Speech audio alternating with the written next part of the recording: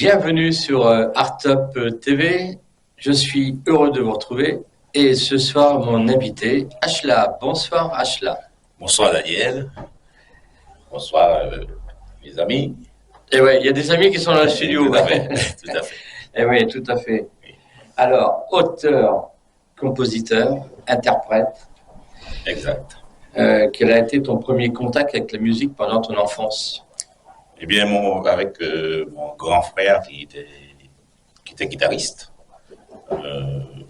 il a tracé le chemin, je dirais, parce que lui, il était parti à l'armée, et en revenant, on a découvert qu'il jouait de la guitare. Je pense que au niveau de son service militaire, il a appris la musique, la guitare, et là, je l'ai suivi. Mais je l'ai suivi en tant que batteur. Il était plus attiré par la batterie. Et il faisait des concerts, je le suivais un peu partout. C'est un peu grâce à lui si je fais de la musique aujourd'hui. Ton intérêt pour la musique? Je m'amuse déjà. Ouais. C'est s'amuser, c'est apporter la joie. Voilà, parce que bon, nous vivons dans un temps qui n'est pas très brillant pour nous. Même en tant que musicien, moi je ne vis pas de ça, mais je m'amuse, je fais plaisir à mes amis, et puis voilà. On en parlera tout à l'heure, mais tu fais partie d'un groupe? Oui, Hein? tout à fait. Et donc depuis pas mal d'années d'ailleurs. Oui, on a le multigroove, justement on revient d'une répétition là. Ça se passe bien, on a des musiciens, ce sont des amis aussi de longue date, et voilà, on s'amuse aussi en répétition, on travaille, mais on s'amuse aussi. Alors comment tes parents et ton entourage ont-ils réagi lorsque tu as exprimé ta passion pour la musique? Eh ben, ça a été très dur au début, parce que j'ai commencé très jeune, j'avais à peine 10 ans je crois. Bon, ma mère ne voulait pas du tout. Ma mère, elle voyait pas, dans le temps, les anciens voyaient les musiciens comme des voyous. Ça, il faut pas se cacher pour le dire. Étant petit, j'avais un oncle qui était charpentier et il laissait des bouts de planche. Alors moi, j'ai pris un bout de planche et j'ai fait une guitare. J'ai fait de mes mains, j'ai mis avec du crin. J'ai mis ça. Et ma mère, elle a bousillé. Ah ouais, carrément. Ma mère, elle a bousillé parce qu'elle ne voulait pas. Elle ne voulait pas du tout. Bon, mon père est passé outre. Ma mère ne voulait pas du tout qu'on fasse de la musique, pas spécialement moi, mais les garçons, non, pas de musique. Et là, je suis parti. Alors, je suis venu rejoindre mes grandes sœurs ici. Et là, j'ai joué de la batterie, j'ai joué de la basse. Et après, école de musique, et j'ai appris la guitare jusqu'à aujourd'hui. Oui, maintenant tu joues de la guitare. Oui, la guitare depuis un moment. Et puis je fais aussi du clavier, je chante, enfin, je fais un peu de tout, quoi. C'est aussi batteur, Batteur, oui. hein, c'est ça? C'est mon premier instrument, c'est la batterie. Bon, je n'ai jamais lâché. C'est parce que je suis un enfant sur une batterie, c'est pour ça que j'essaie d'éviter, parce que je m'amuse de trop. Voilà. Tu fais de la batterie depuis combien d'années maintenant? Ben, ça fait avant la guitare, Ouais. parce que j'ai commencé avec la batterie. J'ai fait la batterie, la basse, et après la guitare. La batterie, j'en ai fait pas mal, et puis en fait, ce qui est l'inconvénient de la batterie, maintenant c'est un peu plus simple. Et on était les derniers à sortir sur le podium. Il fallait tout plier, et tout le monde était parti, était le dernier à emballer les instruments, et donc pour ça, ça m'a un peu dégoûté, j'ai laissé. Mais j'ai toujours gardé cette envie d'être sur une batterie. C'est toujours, c'est chaud quand on est sur une batterie. Alors tu as suivi des cours de musique ou tu étais plutôt autodidacte? Au début, j'étais autodidacte et puis après, j'ai voulu comprendre ce que je fais. Donc, je suis allé à l'école de musique à Évry et pas mal d'années. J'ai pris des cours de chant. De toute façon, à l'école de musique, on commence par le chant. On ne peut pas faire autrement. On commence par le chant, le solfège et compagnie. Et puis après, c'était un instrument. Alors, quels ont été les défis auxquels tu as été confronté en tant que jeune musicien et comment les as-tu surmontés? Le plus gros défi a été une soirée, on cherchait un guitariste. Euh, il y avait des musiciens de la compagnie créole qui étaient là, et il y avait un pianiste qui s'appelait Roland Pierre-Charles. Et quand je suis arrivé, j'ai vu ces gars-là, j'ai eu peur, j'étais tout jeune. Hein. J'ai eu peur, j'aurais dit, ah non, j'ai jamais joué, surtout du jazz, j'ai jamais joué du jazz. Alors, Roland Pierre-Charles qui m'a dit, mais non, tu vas jouer, t'inquiète. Tu te mets à côté de moi, tu vas jouer. Et puis, il m'a montré comment former mes accords. Ça a été vite fait. Et puis, on a joué, il m'a dit, t'avais peur, mais maintenant, c'était au top.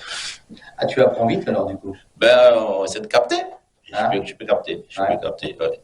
Je peux capter avec des musiciens qui sont de talent, en fait, qui apprennent et aiment bien écouter. Et ça se passe très bien. Ouais. Alors, parlons du groupe Groove. Multigroove. Tu es donc avec ce groupe depuis combien de temps maintenant? Depuis combien d'années?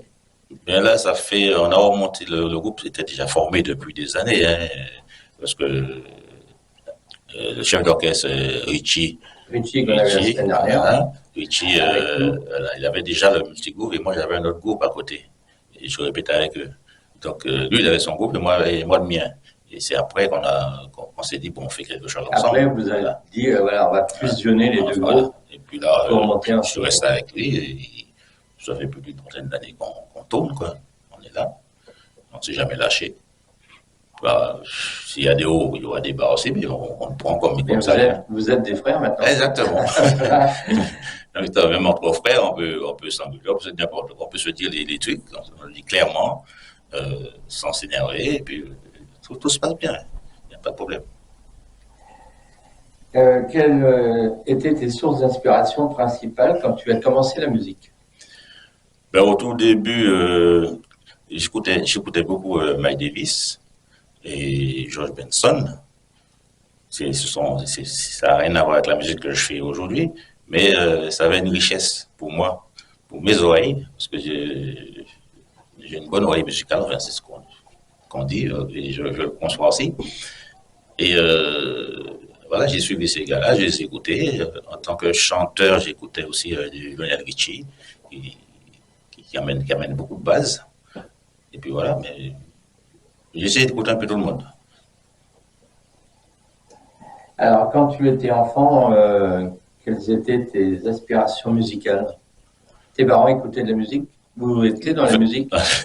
En fait, c'est drôle parce que ma mère, elle emmenait toujours, dans ce temps-là, c'était les 45 tours.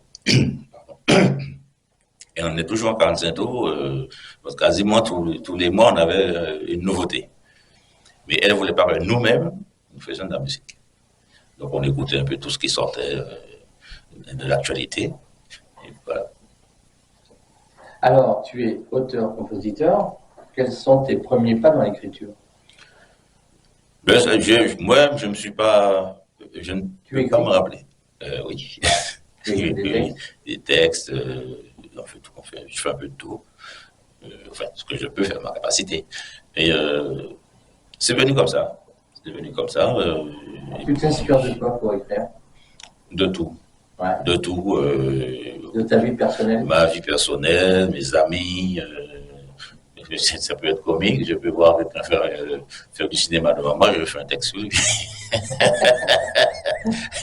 Et puis après, bon, c'est sûr qu'on ne peut pas. Des fois, je n'exploite pas ces genres de trucs-là, mais ça reste toujours de l'écriture. Voilà. Quel est le genre de musique que tu écoutes chez toi? Beaucoup de compas. Ouais. Beaucoup, même trop.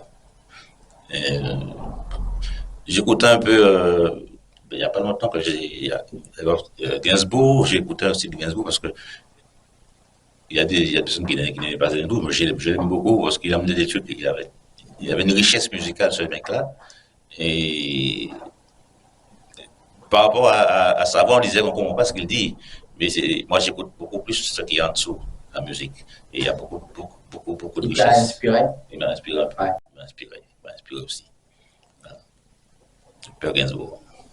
Bon, c'est vrai que Gainsbourg faisait de la très très bonne musique. Tout à fait. Et il avait des super textes. Oui, des bons arrangements, tout. Alors, as-tu eu des mentors ou des enseignants musicaux qui t'ont joué un rôle important dans ton développement musical? Euh, oui, il y en a un que j'aimais bien, bon, malheureusement il est parti, c'était Paul Rosine. C'est un très bon pianiste elle a joué dans Malavoie. Et c'était un gars qui était très très simple. Il allait vers tout le monde, il était là, tranquille, il discutait avec tout le monde. Et tout ce qu'il faisait comme musique, c'était une richesse. Bon. Tout ce qu'il faisait, pour moi, c'était un jazzman. C'était un jazzman parce qu'il faisait des trucs, des accords très très riches au piano. En plus, il chantait, il avait une belle voix. Il avait une voix grave et une belle voix. Ce mec-là, je l'ai suivi aussi. Même quand j'étais aux Antilles et ici aussi. J'ai toujours eu celui-là. Malheureusement, il est parti. Tu viens des Antilles, toi? Oui, je suis de la Martinique. Tu es de la Martinique, non?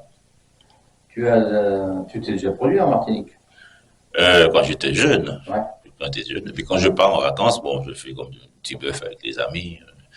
Parce que ma mère aimait beaucoup la musique. Qu'elle voulait pas qu'on fasse. Mais quand elle a découvert que moi, franchement, j'étais dedans, je lui ai emmené un CD et là, il était aux Anges.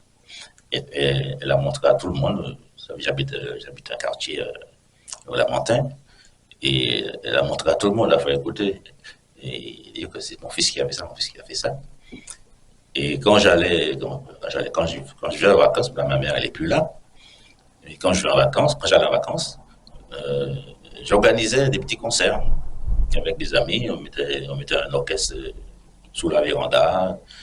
Et puis, elle aimait ça. Elle aimait ça. Elle me disait, dès qu'elle me voit arriver, elle me dit, tu fais ta fête quand? Alors, on préparait les lieux. On faisait, avec mon petit frère Denis qui est là-bas, on faisait un méchoui.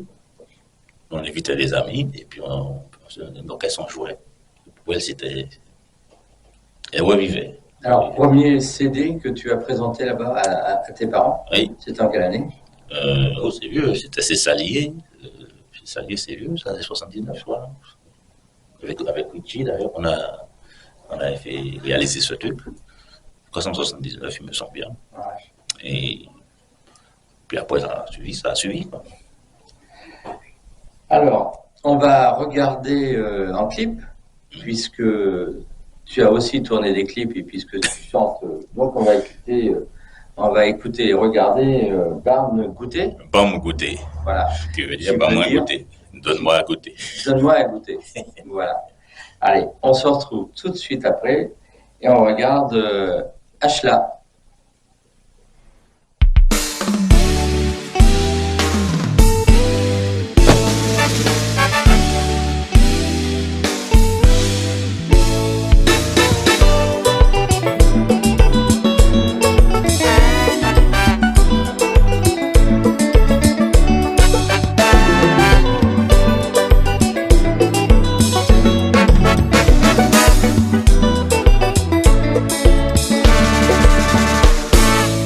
Côté nous passer, depuis nous qu'on voyageait. Musique sans moyen d'expression pour nous. Même si vous dans la peine, pour nous à zéro, pour que joigne belle harmonie. Basse musique c'est amour, patience, expérience, qu'il a pour faire pourtant. Alors voilà, on vient de regarder Barne goûter. Parle-nous un peu de ce titre, Barne goûter. Bien, comme je disais tout à l'heure, je peux regarder un ami ou un copain ou quelqu'un et puis... Un clip qui est très simple. Hein. Oui, très simple. Il est très simple. On n'a pas voulu faire dans le grand. Et ce qui n'a pas été réalisé par Éric Florenti, que je salue. Ce morceau parle de quelqu'un que j'ai vu et qui a goûté à quelque chose. Et puis, on lui a dit, pour goûter au bruit. C'est-à-dire, dès que tu as goûté, tu l'as. Donc, et c'est comme ça s'est fait.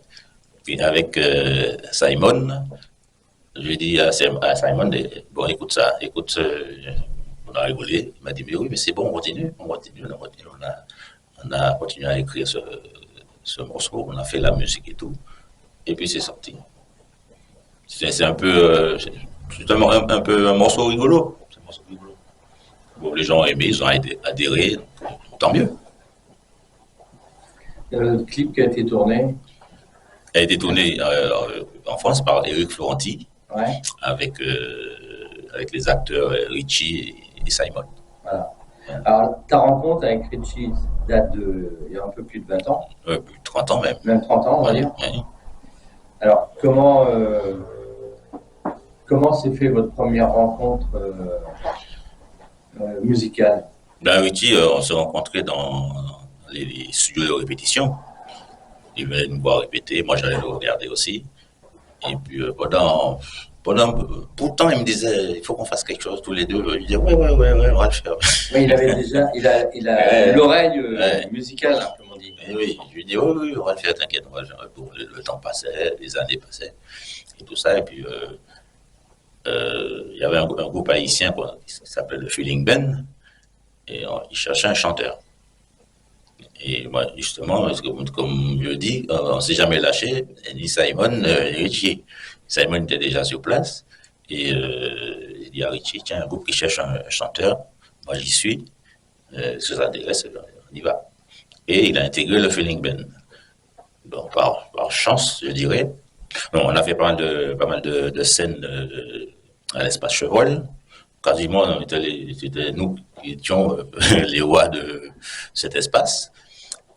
Et par chance, on a eu à jouer l'avant-première au Zénith avec le Feeling Band.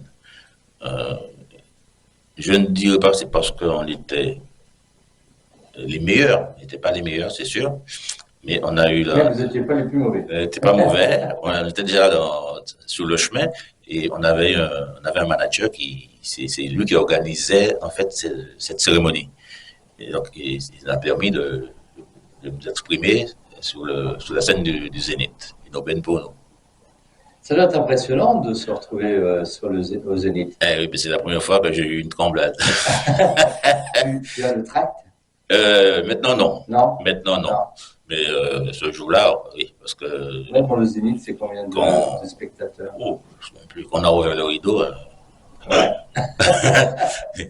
Rien que l'espace scénique, c'est énorme. Ouais, c'est énorme. Tu vois ouais. pas ton émission là-bas, tu es en train de le chercher. On n'était pas habitué à ça. Ouais. Et puis bon, on a joué ce qu'il fallait.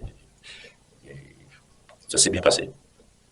Voilà. Alors, j'imagine que tu aimes te produire devant un public. Oui, Ah. c'est un plaisir pour nous. C'est surtout. Si demain, en 2024, si tu avais une grande scène parisienne à faire, ça serait quoi ton rêve de faire quelle scène? Oui, il y en a tellement. Bah oui, il y en a Il y en a beaucoup. tellement. Tu vois, maintenant, ce qui fonctionne maintenant, c'est l'Arena.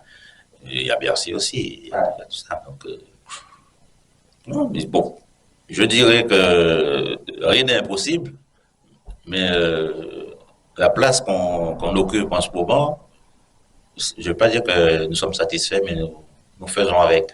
Nous faisons avec. On ne va pas aller, il faut pas aller trop vite, on va se casser le nez. Si ça vient, si on trouve cette occasion de le faire, on le fera. Il n'y a pas de problème. Et on le fera sans souci. Mais là où nous sommes en ce moment, là où on peut graver les échelons petit à petit. Voilà. Comme je le dis, l'escalier, c'est pas à pas pour avancer. Absolument. Bon, 2024, tu fais une grande scène parisienne. Avec quel artiste tu aimerais faire un duo? Il y en a tellement. Quel est l'artiste que tu aimerais avoir avec toi sur scène? Ouh, quelle question. J'allais prendre Raftama. Raftama parce qu'il est resté dans sa personne, en fait. C'est sa personne. Et il nous fait beaucoup de classiques, classiques antillais. Il n'a pas changé sa façon d'être, sa façon de faire. Ouais. Et ses musiques, c'est lui, c'est son image, en fait. C'est son image. Et je pense, moi je le dis, je le dis à moi, je pense que c'est quelqu'un que tout le monde aime. Parce que c'est un gars qui a été aimé. Et puis jusqu'à maintenant, il est là. Je l'ai encore vu il n'y a pas longtemps. Et c'est un bon gars. C'est un bon gars. Il apporte beaucoup pour la musique antillaise. Donc, oui, ce serait bien. Une bonne chose. Tu pourrais te tourner vers le classique. Un petit peu. Un petit peu? Oui. D'accord. Oui, parce que moi j'en ai fait aussi. J'en ai fait. Ah, J'ai ok. pas beaucoup pratiqué, mais j'en ai fait. Je profitais parce que ma fille était au conservatoire. Elle a fait 10 ans de conservatoire. Elle a fait du violon alto. Et moi, je grappillais dans ses cours. Donc, ta fille fait de la musique? Ouais, elle en fait plus là, mais elle a fait plus de 10 ans de conservatoire. Elle a arrêté. Elle a arrêté complètement. D'accord. Ouais. Et tous ces cours, tous ces trucs-là, je les ai à la maison. Et moi, j'allais avec elle. C'est moi qui l'emmenais au conservatoire. Donc, maintenant, je faisais mon cours. Voilà. Très bien. Alors, on va écouter Zami. Zami. Zami. Si vous le savez, les amis. Les amis. D'accord. Voilà. Voilà. On écoute, on regarde les amis. Et puis, on revient tout de suite après, on en parle. On est sur Artop TV. À tout de suite.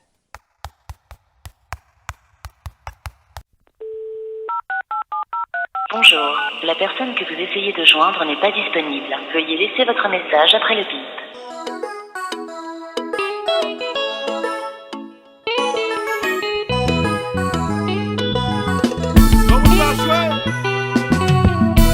C'est pas la peine de changer de vie. Il y a trop longtemps que nous ensemble. Mauvais bouche qu'à parler. Pas fait pour nous goûter. Connaître bien les malades. La vie nous pas bien sens. Nous bien poste dans le cœur. Pour nous rester ensemble. Alors voilà, on a regardé et puis on a écouté Zami. Parle-nous un peu de ce titre. C'est un clip très simple aussi. Oui, oui. Ah. Nous sommes dans la simplicité. Ouais, Enfin, moi, très simple. oui, parce que. Avec un groupe d'amis qui Tout se à fait. prennent en voiture et puis qui se retrouvent. Tout à fait, tout à fait. C'est ça le clip. Enfin, moi, j'aime bien faire profiter mes amis. Mes amis d'abord, les amis, la famille. Ça, c'est très important. Le clip Zami n'a pas voulu faire l'extrême. Bon, je ne vais pas dire que ça sert à rien, non. Et ça sert. Et le clip Zami, c'est des vues, on voulait des vues, que les gens sachent que c'est vrai qu'on a fait la musique, c'est vrai qu'ils entendent le single qui tourne, mais il fallait qu'il y ait une image. Et c'est pour ça qu'on l'a fait. C'est bien, ça me plaît, il n'y a pas de souci. Et ce morceau parle des amis, en fait. On a des amis et puis qu'ils vont aller dire à un autre ou même à ta femme que j'ai vu un tel avec d'autres personnes, j'ai vu. Et la femme qui est chez toi, elle le croit. Ou ton ami de longue date le croit. Et à ce moment-là, il te fait la gueule. Alors que ça peut être un mensonge. Alors c'est pour ça que je dis, c'est pas la peine qu'on change de vie. Ça fait longtemps qu'on est ensemble. Voilà. Donc, c'est en fait le texte parle de ça. Tu es marié, tu as des enfants? J'ai des enfants. Ouais. Ouais. Et donc personne n'est dans la musique? Non, ils ne veulent pas. Ils veulent pas. C'est le basket, c'est comme ça. Alors, y a-t-il un artiste ou un groupe musical qui a été particulièrement inspirant pour toi? Oui, le System Band. System Band, c'est un groupe haïtien qui, d'ailleurs, j'ai quasiment tous les vinyles et les CD de ce groupe parce que je suivais beaucoup aussi le chanteur qui est parti aussi d'ailleurs. Il s'appelait Snaolubi. Et c'est de là que il est venu beaucoup d'inspiration aussi de lui. Parce que ce gars-là, c'est un vrai leader. Il en est toujours quelque chose. Et il n'y a pas un concert qu'ils ont fait ici où j'étais pas présent. Ah ouais. Ah oui, à chaque fois. Enfin, j'étais un fan. En gros, j'étais un fan. Tu as un artiste où tu es vraiment fan? Non, en fait, j'aime tout le monde, pas spécialement. J'aime tout le monde, j'écoute tout le monde. Je regarde ce qui se passe, je regarde l'évolution de la musique. Non, j'aime tout le monde. J'écoute de tout, en fait. J'écoute de tout. À quel moment as-tu réalisé que la musique était plus qu'un simple passe-temps et que tu voulais en faire une carrière? Euh, En fait, carrière, non, il y a pas, c'est pas une carrière. Parce que moi, j'ai toujours pris la musique comme je dis, un amusement. Je m'amuse, c'est au lieu d'aller chez les copains, au lieu d'aller jouer au domino, au lieu d'aller. Non, je fais ma musique, j'écoute de la musique. Et pour moi, c'est vraiment mon passe-temps. Je suis là-dedans, matin, midi, soir, je suis là-dedans. Et chez moi, j'ai un studio et je peux. Ah oui, j'ai appris que tu enregistrais chez toi. Mais oui. J'ai Richie, l'autre fois, qui m'a parlé de toi, qui disait que tu avais un studio à la maison. Oui, on essaie de faire le travail. Moi, j'ai le temps de le faire, donc je le fais. Et Richie, en parallèle, il le fait aussi. Et puis nous, on s'échange des morceaux, des fichiers, des arrangements, tout. Et ça se passe bien. Mais avec Simon aussi, Simon, ils travaillent ensemble. Tu passes beaucoup de temps en studio? Ah oui. Je crois que j'ai même un nom bagué à cause de ça. Non, je passe beaucoup de temps, c'est vrai. Et j'avais négligé un peu la guitare parce que, à force de faire ces genres de trucs-là, bon, on laisse un peu l'instrument clé de côté. C'est pour ça que j'ai repris. Maintenant, j'ai partagé la part en deux. J'ai mis une partie pour la guitare, une partie pour la programmation de musique et tout ça. Ça me permet aussi de travailler mon instrument. 2024, tu as des projets qui vont arriver? Oui, enfin, avec Richie, et on a des trucs qui sont là. Et le travail continue, le travail se fait. Et si Dieu nous prête vie, on va sortir au moins 2 titres. Au moins 2 titres là, il faut que ça sorte. Parlons un peu de Léa Productions. Alors, comment s'est faite ta rencontre avec Léa Productions? Bien, On l'embrasse d'ailleurs. C'est grâce à Léa. Oui, ça va être à Léa, coucou. Léa, c'est grâce à Richie qui m'a dit mon frère, il faut qu'on soit structuré, il faut qu'on trouve une prod parce que c'est pas comme ça. Les personnes qui ne sont pas structurées n'avancent pas. Nous, on va essayer d'avancer dans le droit chemin, en faisant bien les choses et on va chercher une prod. Et puis, quelques jours après, une semaine après, il me dit ça y est, on a une production. Elle est basée à Londres. J'ai dit ouais, mais bon, ça fait un petit bout, un mois. Donc, j'ai dit on va communiquer par mail, par téléphone éventuellement. Et puis, on lui a donné notre travail. Elle s'en occupe, et franchement, elle s'en occupe très très bien. Elle est à fond dedans. Même des fois, moi, je dis, mais je n'arrive pas à suivre parce qu'elle va trop vite. Mais le travail est super bien fait, nous sommes satisfaits. Quand tu dis le travail va beaucoup trop vite, c'est-à-dire c'est la communication qui va trop vite? Oui, dès qu'on lui donne un truc, c'est vite fait. Hein, on n'a pas le temps d'attendre 2 jours. Hein. Ouais. Dès qu'on lui donne notre travail, c'est tout de suite, c'est exploité. Quoi. Et puis, nous sommes, tant mieux pour nous. Et il faut dire qu'à l'époque qu'on est en 2024, la communication, c'est vrai que ça va très vite. Oui.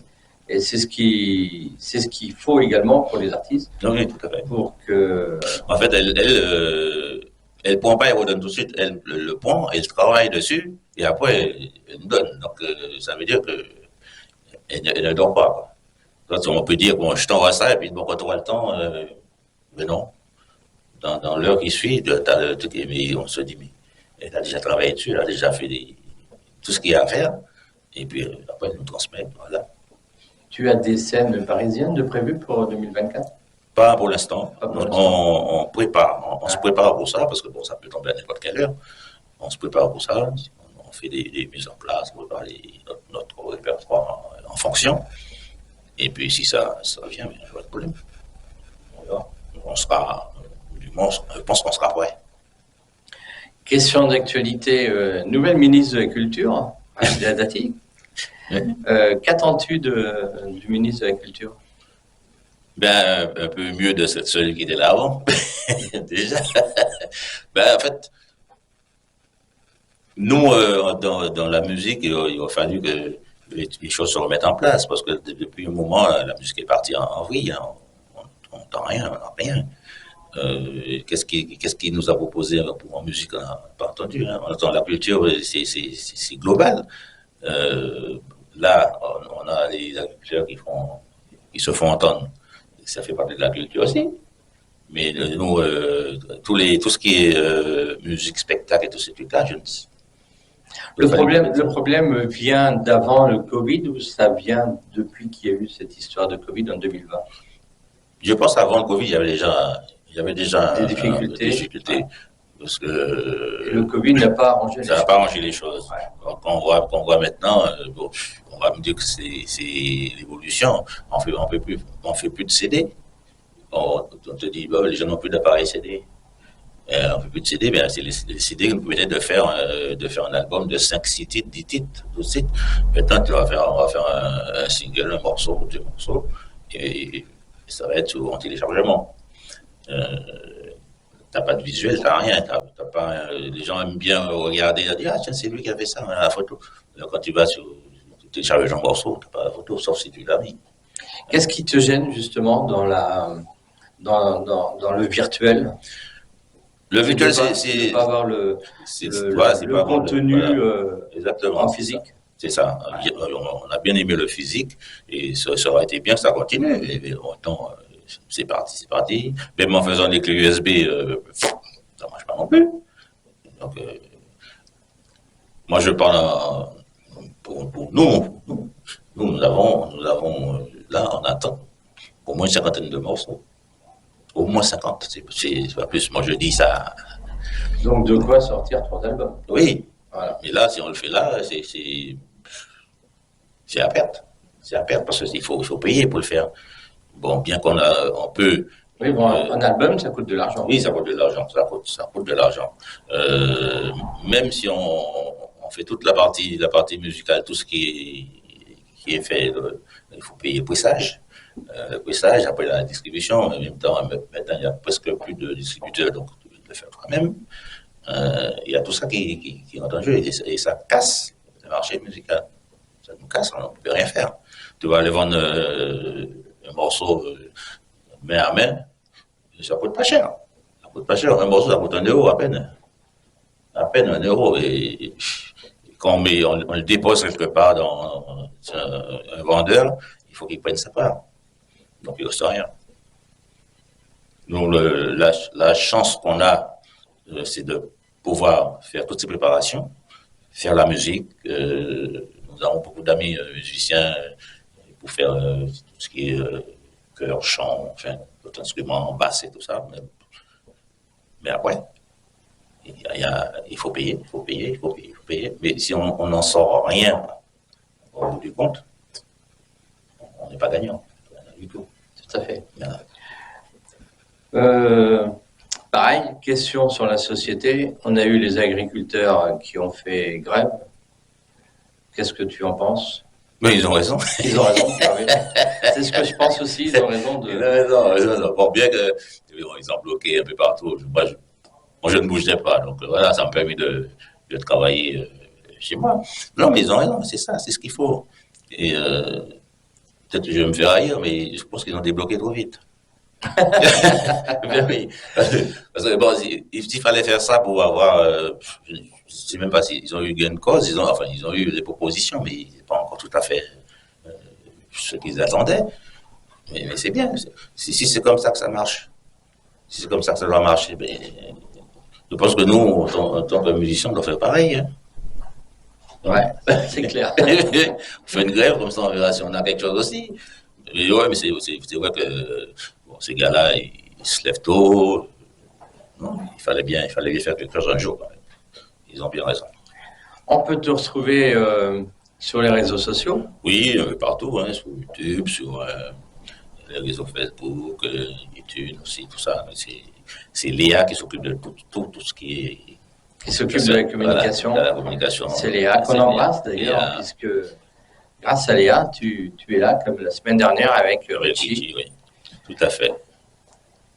Merci beaucoup, Ashla, d'être passé nous voir sur Artop TV. Ça a été un plaisir de t'avoir.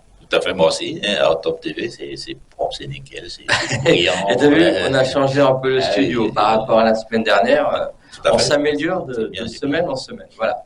Et grâce à qui? Grâce à Libby Montana et à Magic Le Bar On salue d'ailleurs, il était là avec Qui- nous.